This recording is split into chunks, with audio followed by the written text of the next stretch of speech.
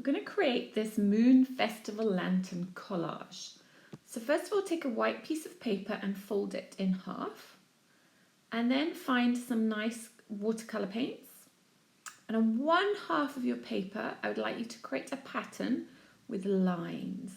So you can see that I am using green. Then I'm going to wash my brush, choose another colour, blue, paint another line underneath, wash my brush and choose a third colour. This kind of nice reddy pink colour. Then I'm going to repeat that pattern. So it's going to be green, blue, pink, green, blue, pink, all the way to the bottom of my page. Now turn your piece of paper around so that you're not going to smudge the half that you've already painted. And we're going to do another pattern with lines, but this time I'm going to use small vertical lines going down the page. And I'm going to use all of one colour first, so I've chosen orange here, try and think of a different set of colours for the second pattern. And then hopefully you can see I made a bit of a pattern with the lines, so I'm now going to fill in the spaces with another colour. I've chosen yellow and orange for here. When you're done, leave that piece of paper to dry. When it's dry, you need now these materials. You need a piece of coloured paper to stick your lanterns on, a black pen, a pencil, some glue and scissors. So you can see that I turn my paper over to sketch. I'm going to do a rectangular shaped lantern, which would be a cylinder hanging up. So do curvy edges like me. And then I'm drawing a circle for a spherical or a sphere, ball shaped lantern.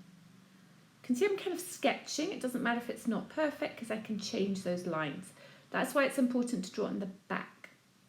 Then take your scissors and carefully cut out those two shapes, remembering to move the paper as you cut. You see I'm turning it around. I'm not moving my scissors around, I'm moving the paper. Then cut your circle shape out as well. So you should have a kind of curvy rectangle shape and a circle. Now I want you to fold it like a fan. So you can see what I'm doing here. I'm turning it over and making a fold, turning it back and making a fold, turning it over and making a fold, and so on till I get to the end of my piece of paper. And then do the same with your circle. Often lanterns are actually made out of folded paper just like this.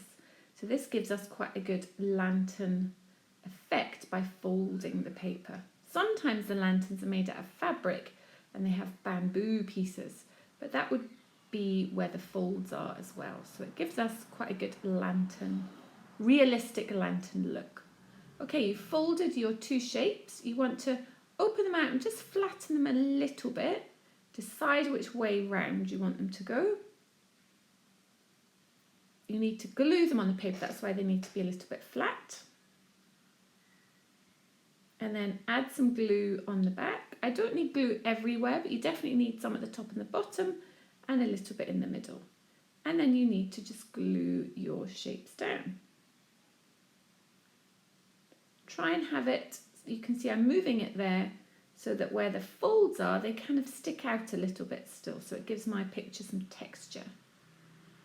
And then I need to add some kind of rectangle shapes, which would be the wooden parts at the top and the bottom of my lanterns that hold the whole frame together. I'm going to colour those in. And then I want to add some bits of wire for the hooks. Finished.